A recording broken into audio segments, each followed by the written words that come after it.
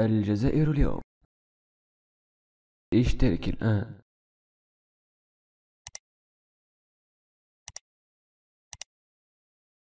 ها هي سنة 2018 تنقضي لتترك لنا ذكريات قاسية عشناها بكل ألم وحزن.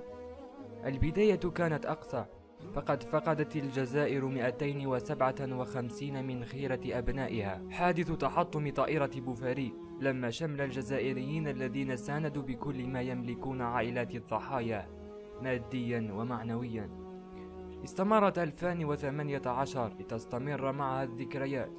الساحة الفنية فقدت هذا العام كثيرا من أبرز أعلامها: كريم إبراهيمي المدعو كريم أوبسيون، محمد جديد المدعو هواري بوضو، أحمد حمدان، والفنان رشيد طه وجمال علام.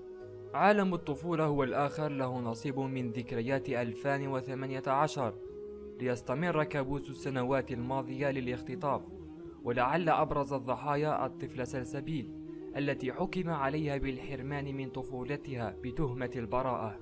في سنة 2018 عاد وحش الهجرة الغير شرعية أو الحرقة ليضرب مرة أخرى، فبعدما كنا نعاني من فقدان شبابنا في عرض البحر، الآن أصبحنا نرى شبابا وشابات وأطفالا وعائلات طعاما للحوت.